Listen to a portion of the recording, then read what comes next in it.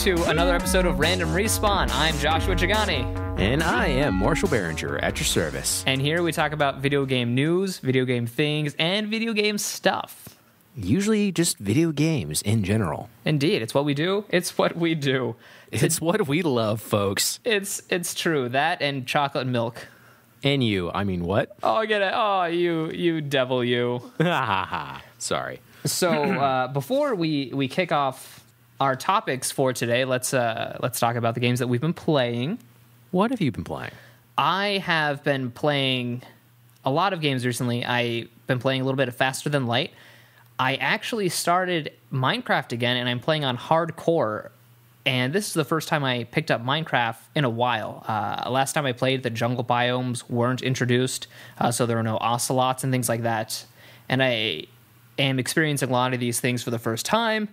It's pretty fun, and I'm actually doing a Let's Play of that too. And I have the first night done, and I must say it's very hard to play starting off totally new, because when I was last playing, I had several diamond armor, diamond weapons, and things like that. And also, if I died, I could just spawn and be fine. Whereas now in hardcore, if you die, you're gone. It totally deletes your world. And so I'm playing a lot more carefully than I normally would.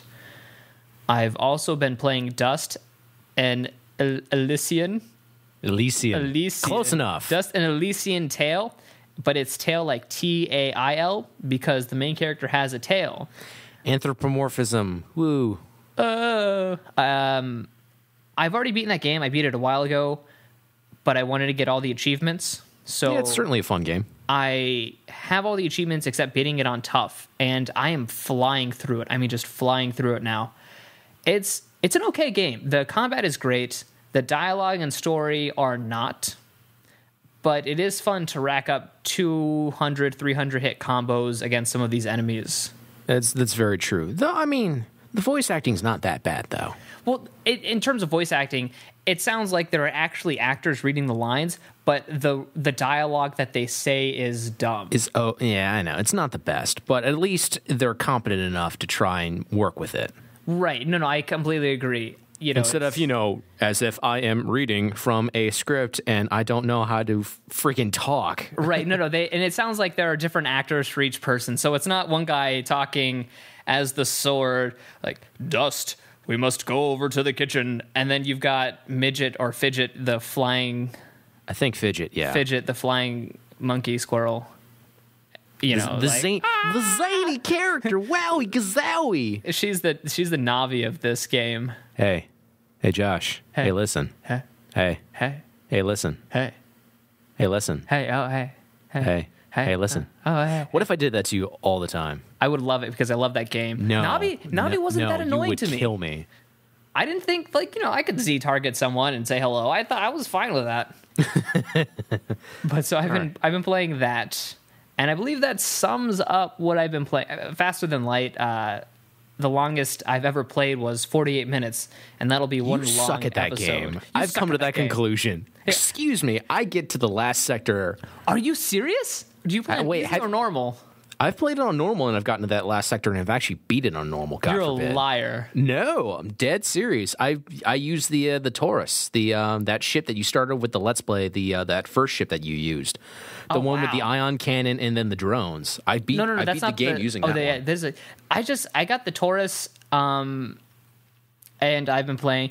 I didn't say I was the best at the game. I never said that. Considering that all your crew died to lack of oxygen, I didn't realize the oxygen was got. If you guys know what we're talking about, you can watch the video on YouTube. But long story short, he kills his entire crew. He's terrible at this game. They're all dying because I took off the oxygen power. They're like, why would you take off the power to the oxygen? I needed to reroute. I needed to reroute the power to some other parts of the ship. And I repaired the oxygen room, and everyone's just losing health, and there's no oxygen going to the rooms, and I'm freaking out. I don't know what's going on. I'm going, what's going on? What's wrong? Don't die. And my ship is just done. They all die. My score comes up. You got to the third jump? Like you're not even out of that sector. It was way early in the game. It was way early. And your first jump, there was like nothing. Then there was the second jump. You went into that ion field where, that's where all the power got lost because, you had to move stuff around. Yeah. And that's where, you lost power to the oxygen room and then you totally forgot to put that back. I love how you moved a dude in there like he was going to freaking fix it. Like somehow he's going to magically like just turn it on. Congratulations. I can't handle the power. They gave me too much power too soon. You should have just paused it and then just thought about it like, what am I doing? I should have paused it. That's the beauty of that game. When, shit hits the fan, you can actually just take a breather and go, okay, what the hell do I need to do? That's true. I mean, that's what I loved about Knights of the Old Republic was you could pause in the middle of a battle and kind of strategize. But no, I love when you're watching it and I'm just getting text from you, hey, idiot, you didn't turn on the oxygen. And I go, just keep watching. And then you get to the end where I realize I forgot to turn on the oxygen. And then I call myself an idiot for about a minute. And then the episode's over. Don't worry, ladies and gents. At some point, I'll actually start my own Let's Play of that. So that way I can school Josh in how the fuck you play that game properly. You've also had that game a lot longer than I have. Okay, fine. Fair enough. But regardless of that, I'm getting a little better. I mean, no, I would love for you to play it also because I need to learn some strategy with that game. I don't have a lot. Before we move on to what I've been playing, just one random question: why are you playing on hardcore mode for Minecraft? I completely forgot that was an actual mode. I figured that it would be a better Let's Play. I would value my life a lot more. Creative is okay, but you don't have to worry about anything. And if people wanted to see me build some things, I would need to build something really cool, and I'm not at that level yet. And I always liked actually having to go out and get my materials. Another reason is I've been watching someone else play Minecraft, and they had a ton of mods enabled, and they were getting some crazy stuff. And the stuff that they had like a Tesla, which was a gun that shot out electricity, and they had fairies and things like that. So when they equipped the fairy, they could float downwards and not get fall damage, and really cool stuff. But I didn't want to do that. I really like the original Minecraft, and I figured the original vanilla experience, of course. Right? Yeah, because I first started playing Minecraft when it was an alpha. I don't mean to brag, but I was playing it before anyone else. I mean, I'm not bragging or anything like that. But, are you really trying to be a hipster with Minecraft? I was playing it before Minecraft was actually released. You need to stop talking. Anywho, I got the discounted alpha price when I started playing. Oh my god! I'm just kidding. Oh, great! So you spent like $5. Whoop-de-doo. Yeah, congratulations. But so I spent like what, 10? Like who cares? When I started, there was no hardcore mode. There was like nothing to it. Yeah, Enderman didn't exist when I started playing. Yeah, well, duh. Enderman were like one of the more later things that before the game, quote, came out, end quote. Right. No, it's true. But I thought hardcore would force me to play differently than I have been playing. And maybe, when there was threat, there was a real threat. And yeah. And so I figured that would be a more fun experience to watch. I could be wrong, but we'll see. Okay. So, my turn. What the hell have I been playing? This past week I've been playing a lot of games. First on the block, I've been playing Xenoclash 2. Now, Josh, do you remember the original one? I do. Yeah, that was, back in sophomore year for us in college? Yeah. For those who don't know, Xenoclash, this series is a first-person brawler set on this weird world, and it's got actually a pretty cool art design to it. It's a great art design. It makes no fucking sense, but it's still really cool art design. And the story doesn't make any sense, but it's one of the better like first person brawlers out there where you can get some cool like combos in like for punching and whatnot and kicking. They've definitely done a lot with this game. Like you can do actual like good juggling now in the air with enemies. It's pretty cool. I would say in terms of brawler, I'd put it up there with the Pitch Black game. You mean Chronicles of Riddick: Escape from Butcher Bay? Yes. And Dark Athena? Yes. Yes. Good series. That was a really good series. But yeah, no, I honestly didn't know that they had a second Xenoclash. Yeah, it came out a couple weeks ago. You can get it for $20 on Steam right now. I believe it's also out on consoles as well. It's certainly a lot different from the original game, where the original game was actual levels. This time around, it's more like a pseudo open world.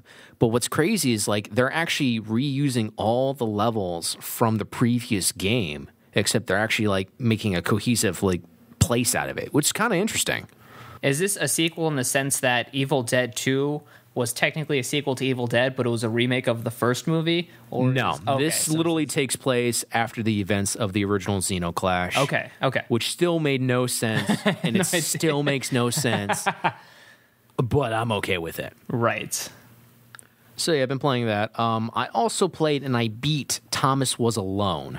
Now, yes. Do you know that game? Yeah, that's on the PSN, and you play as like a square. Yes. It originally came out for PC, and I don't think it ever came out for PlayStation or Xbox 360. I know it just recently came out for the PlayStation 3. Yes. But the game essentially is just it's a very simple platform. It's a very minimalist art design, and you literally play as squares.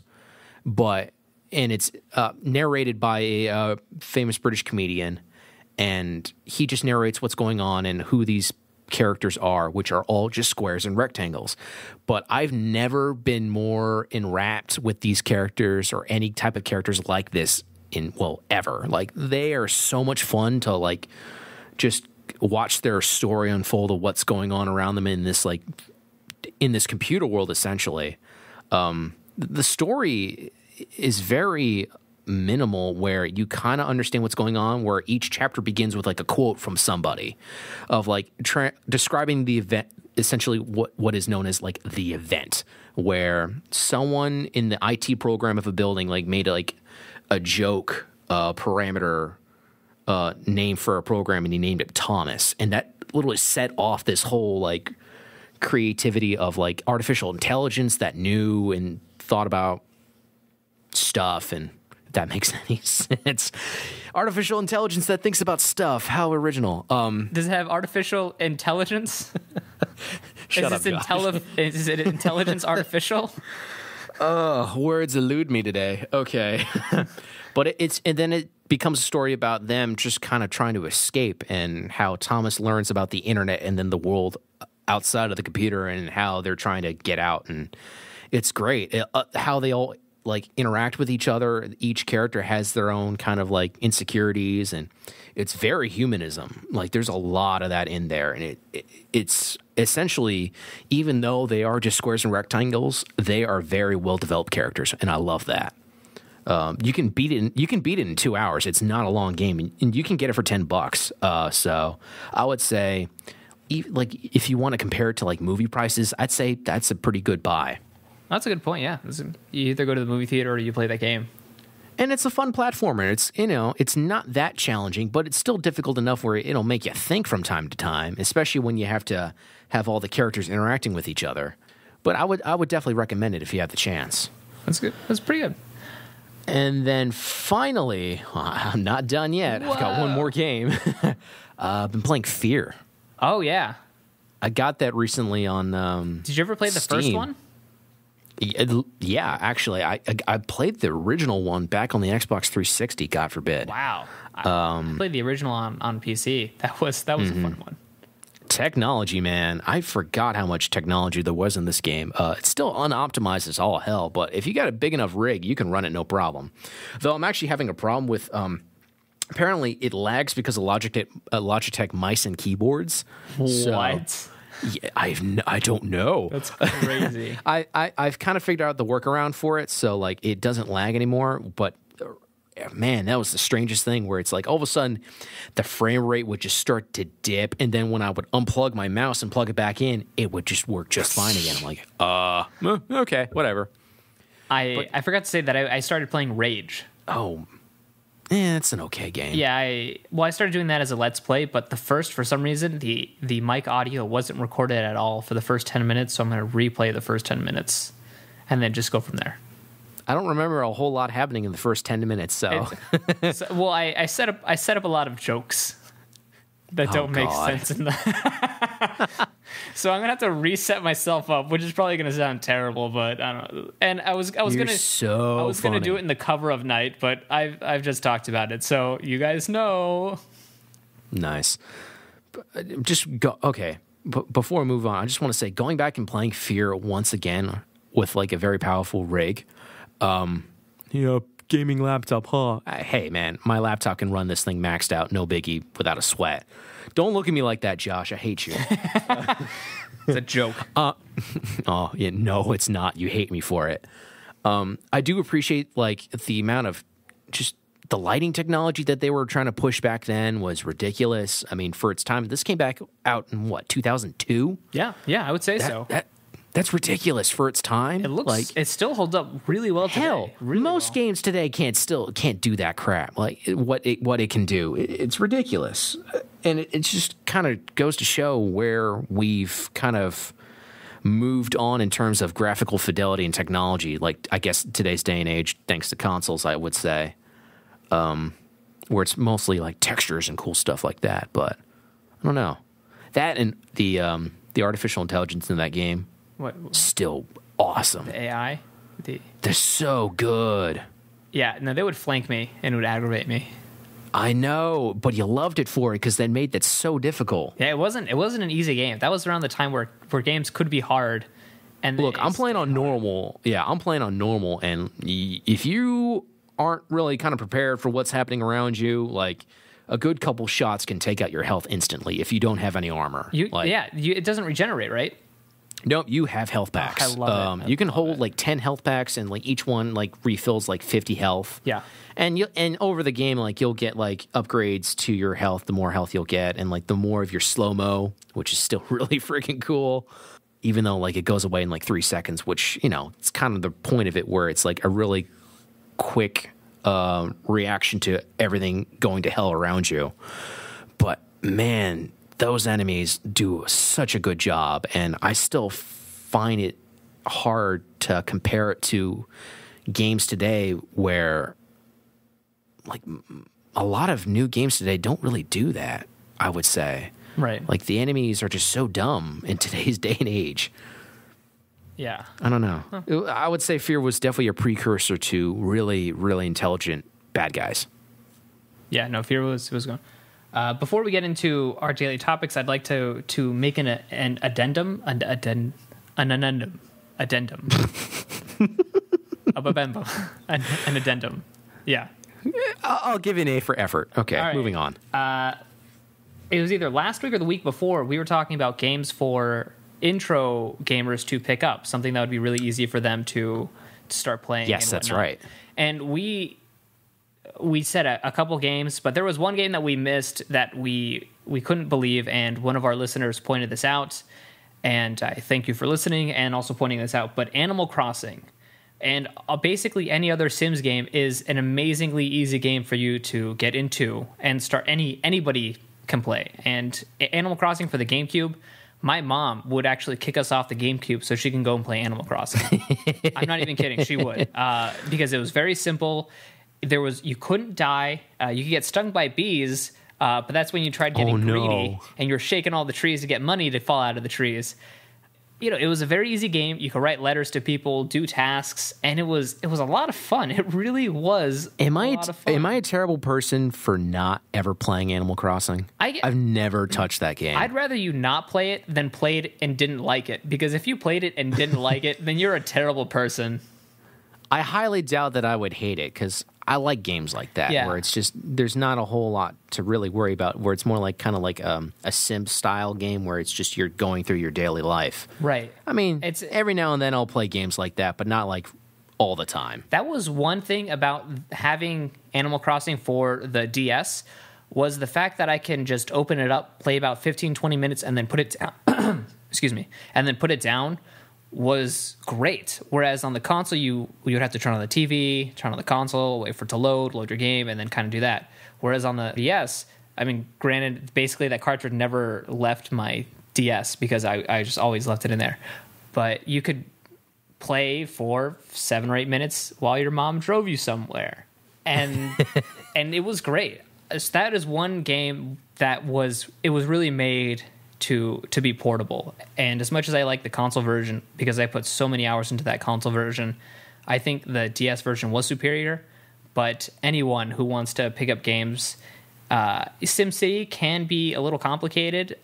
Same with the Roller Coaster Tycoon games and things like that. They're not terribly difficult, but a game like Animal Crossing that is insanely charming, a lot of fun, and you don't really have to worry too much about consequences are a really good game to start off in. You just reminded me, I've also been playing Mountain Blade Warband again. That is the greatest game ever created, ever. Just going to throw that out there.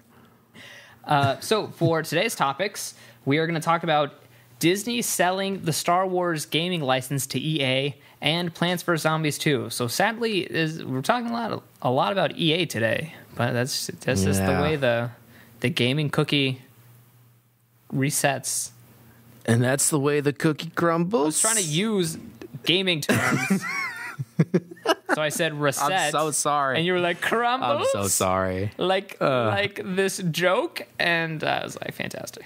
All right, moving on. Okay, so you want me to do this EA thing with Disney? Read it, my friend. Okay, so the other day, Disney decided they're going to give all the exclusive rights to Star Wars games to Electronic Arts. From the publisher's mouth themselves, every developer dreams of creating games for the Star Wars universe. 3 of our top studios will fulfill that dream, crafting epic adventures for Star Wars fans. DICE and Visceral will produce new games, joining the BioWare team, which continues to develop the Star Wars franchise. I can't even say that without laughing. The new experiences we create may borrow from films, but the games will be entirely original with all new stories and games. I can't do it. All new stories, gameplay, and DLC. Oh, they had to do the DLC part.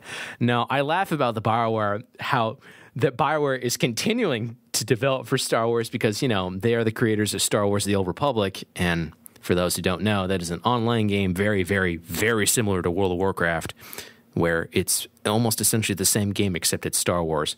Except it's not good, it's buggy as all hell, and it's just bad. It's free to play now, isn't it? Yes, but it doesn't excuse the fact that it's bad. They had to make it free. Oh, no, that's one of the fastest online games to go free to play ever. Free to play pretty quickly, yeah. Straight up. Granted, DICE has made some pretty good Battlefield games, and a lot of people are really obsessed with a third series to the Battlefront series, or to the Star Wars Battlefront games. And from what I've read, a lot of people are like, EA, we don't care what you do, just don't screw up Battlefront 3. And I thought the games were fun. I don't think that, they're the greatest things ever. And, if they make a solid Battlefield game, I feel like they can do a Star Wars Battlefront game. The thing that people were so excited, though, with the whole Battlefront series kind of seems like it's coming back. It's just because, those alpha videos way back when it was canned, those alpha videos for Battlefront 3, when they came out, showed off ideas essentially of pitched battles up in space with Star Destroyers against Rebel blockade runners, and how you seamlessly went from the hangar with your ships out into space fighting other dudes to then you can go and board the other enemies' main cruisers and stuff. It was if they could even do a fifth of that stuff, that would have been fantastic. And I guess I'm excited that they're actually doing this. I guess the general good news of this is LucasArts no longer can make shitty games. The bad news is EA now has a hold of it. So we don't really know what's going to go on right now. And I'm also kind of excited that Visceral might have something to do with what's going on. They've mostly been known for Dead Space. That's pretty much what they started off with. The first Dead Space was pretty great. The first Dead Space was the really second, good. I really second Dead Space was one. Okay. Their third one, not so much.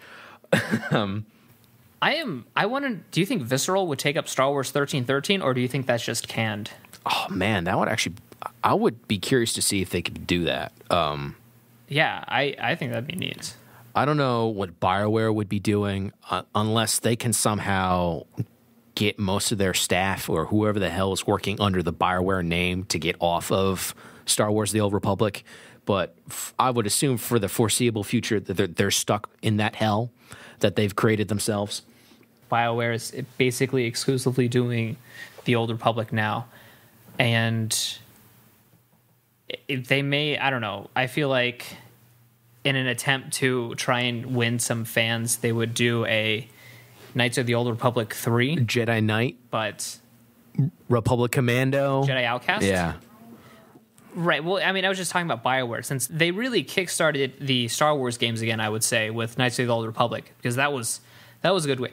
Force Unleashed was not good. I don't know who says it was, but it wasn't that good of a game. That was essentially LucasArts' way of doing business, where they would just shotgun out a whole bunch of mediocre-ass games, and they would still sell because Star Wars. Star Wars. You know, that's what George has always done with his brand, where he will just sell billions of just mediocre to crap stuff. Occasionally, you'll get a good gem out of that, but just because of that name and how much that name was worth, people would just eat it up without no questions. One thing that I'm pretty upset about EA owning all of the game rights is that when Disney acquired the Star Wars license and the LucasArts mantra and the ability to make Star Wars games, I was really looking forward to a bunch of really small developers maybe doing a different Star Wars game. And so instead of just making a sequel to a game that people like, they would do something really unique and different. And that's kind of like what Knight of the Old Republic did. You know, KOTOR took place thousands of years before Episode 1 ever took place. And it was with whole new characters, whole new everything. No one from the Star Wars movies were in these games. And it was a totally different take on Star Wars games, and it was phenomenal. It was really cool.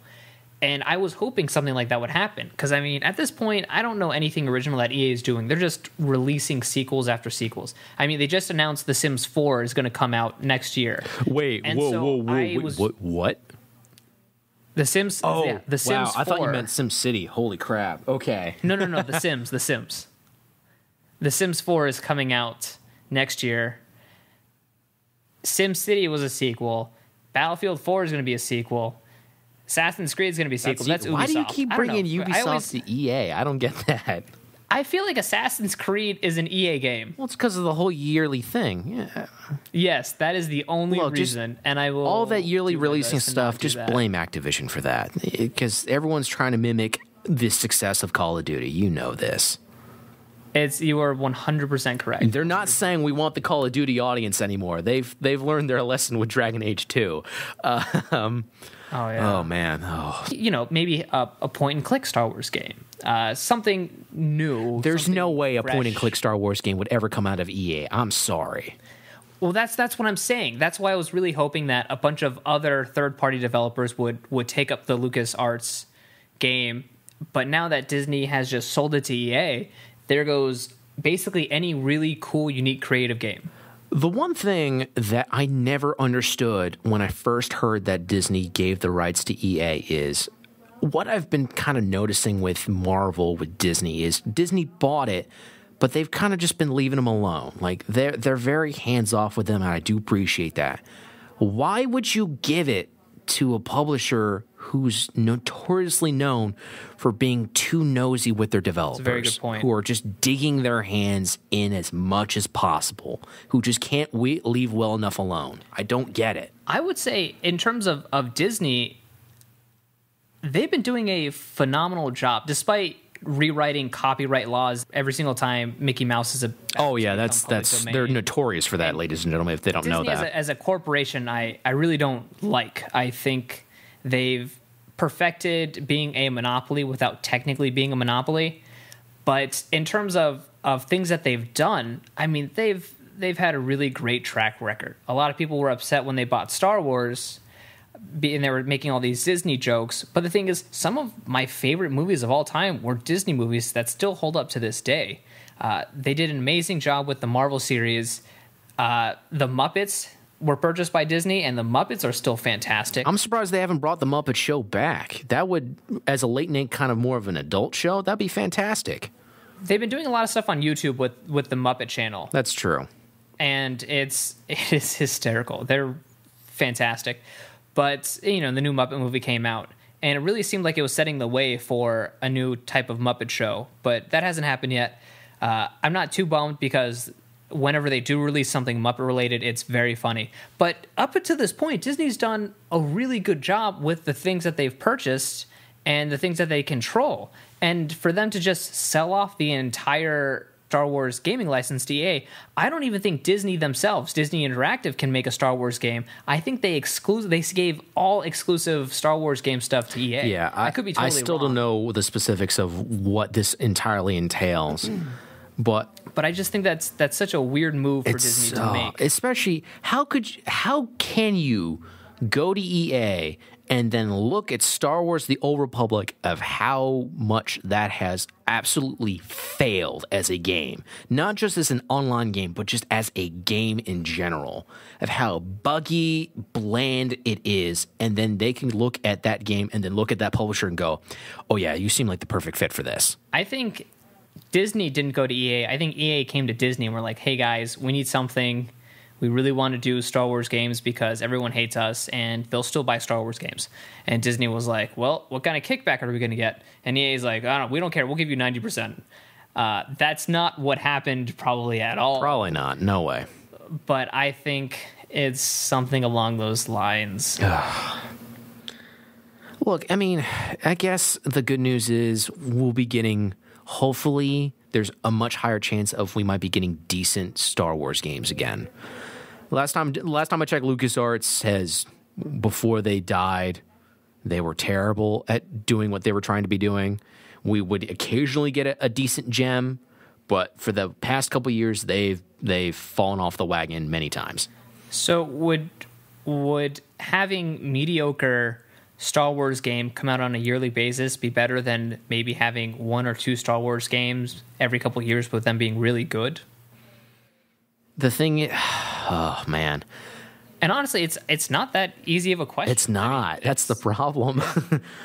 If the games that came out yearly were at least decent enough that they were still enjoyable enough, maybe, just maybe. Because I don't want to have to keep worrying about risking whether or not a game from LucasArts is good enough, or if it's just another steaming pile of crap like the Force Unleashed series. That is a really, really tough question, man.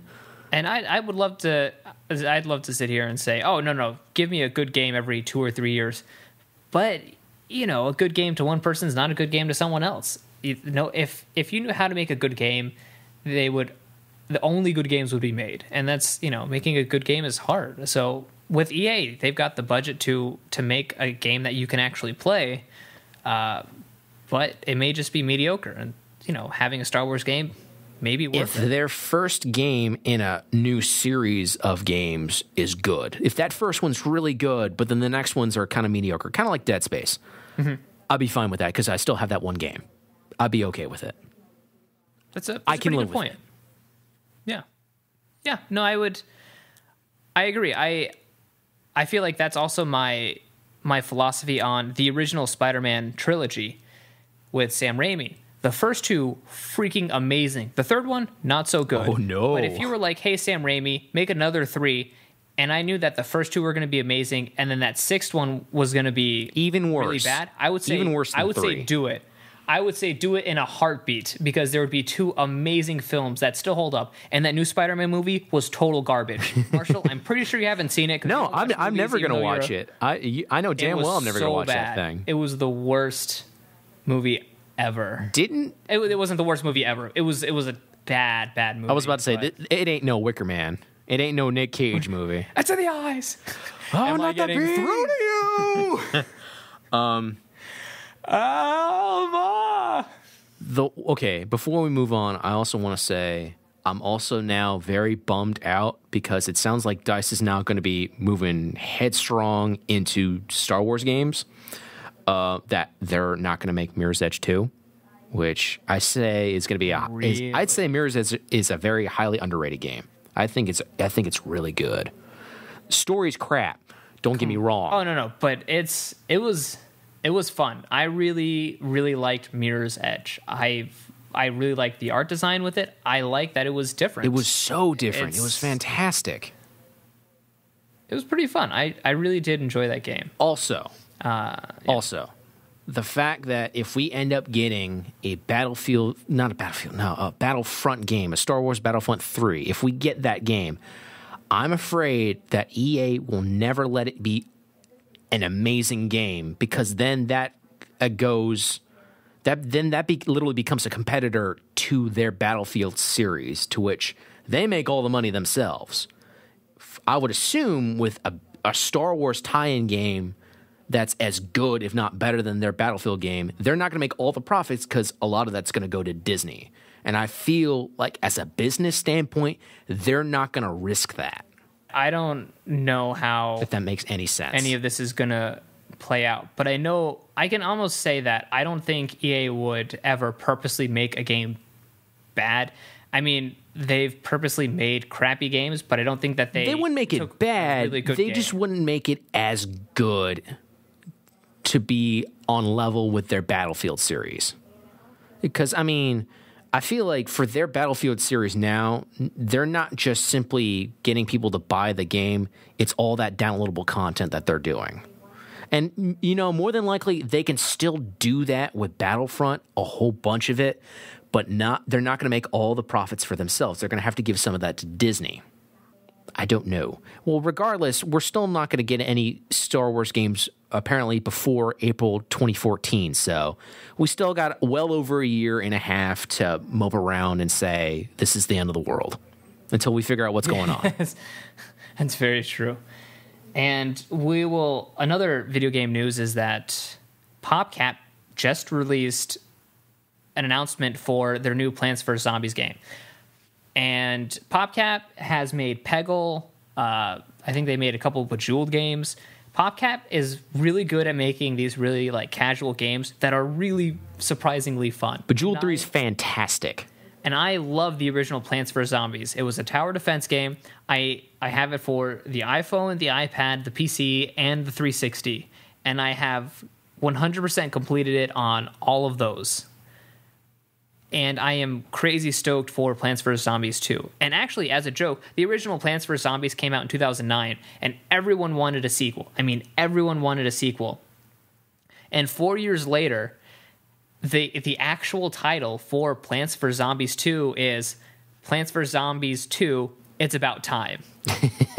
So whether or not this actually involves some sort of time mechanic, I really don't think so. I think it was more of a joke because it's a really funny game. You have Crazy Dave, who kind of helps you out at the beginning. Crazy Dave. You find his bacon and feed Crazy Dave bacon. It's really funny. But that's coming out.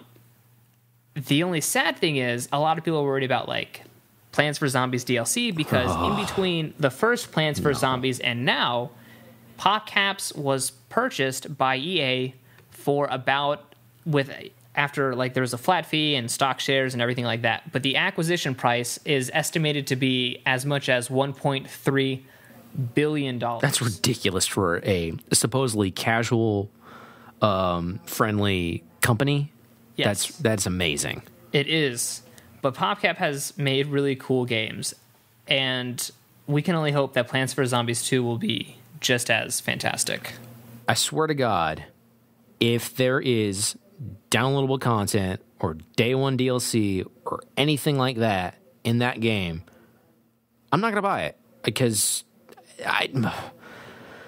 all right, before I get very angry, I need to calm myself down. It's just that I'm just so worried that there are going to be all those little hints that EA's been there, their little mark of their Project $10.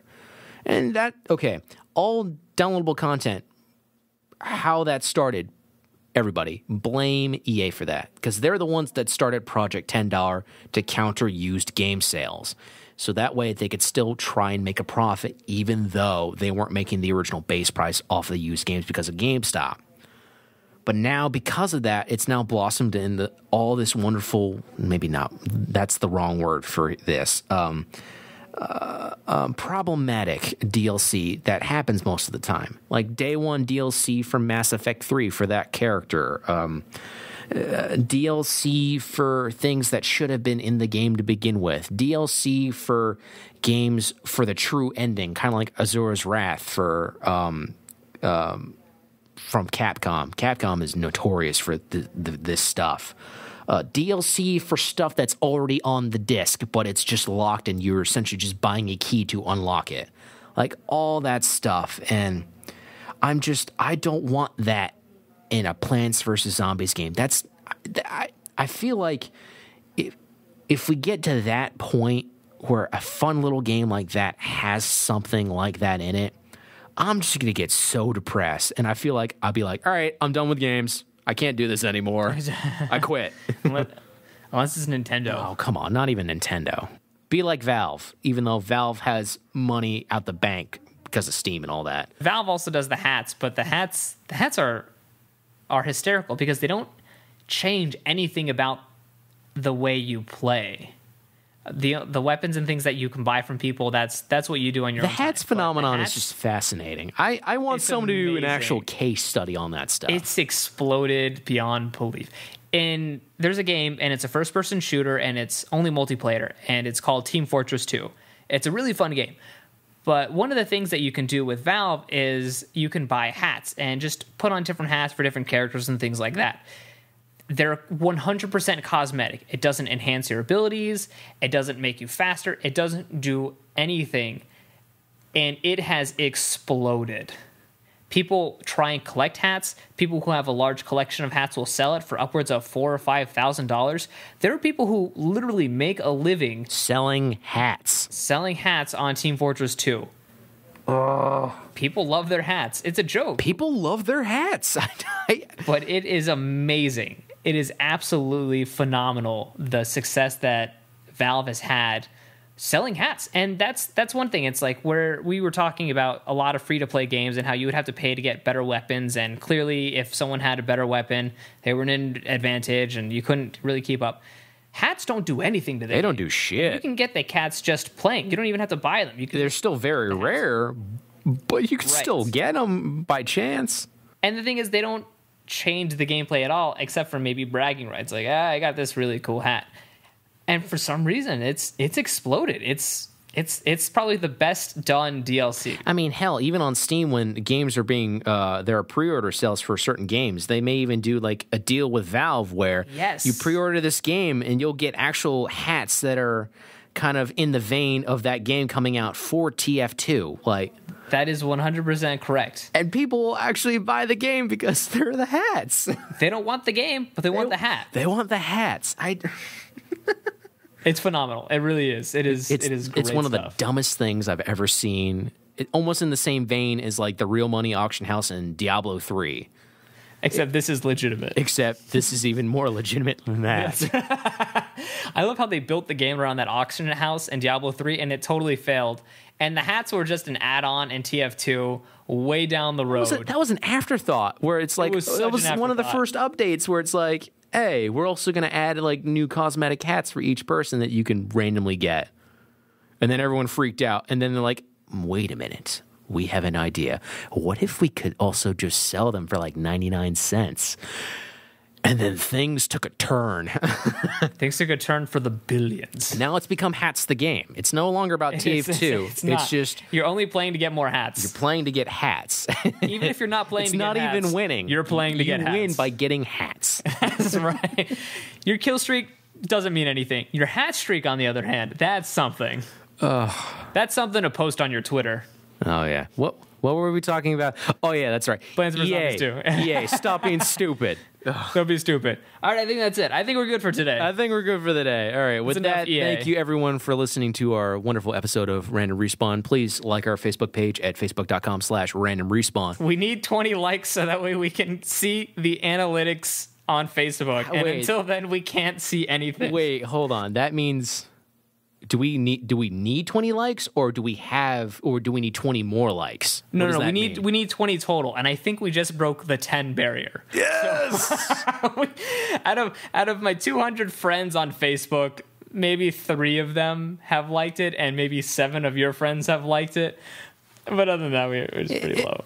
Even if for some reason you don't like the Facebook page, go on to youtube.com/WeAreRandomRespawn to watch all of our wonderful Let's Play videos.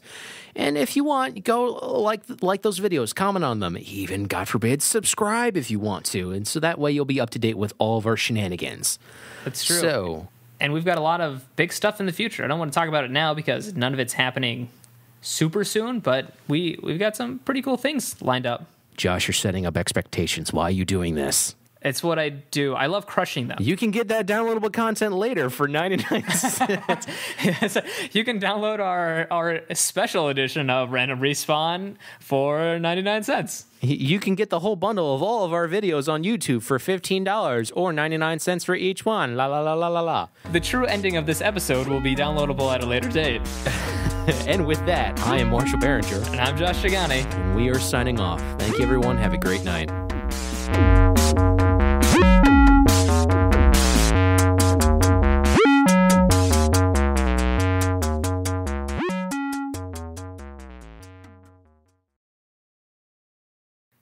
Why do you always have a nice ending? I feel like you should insult the audience.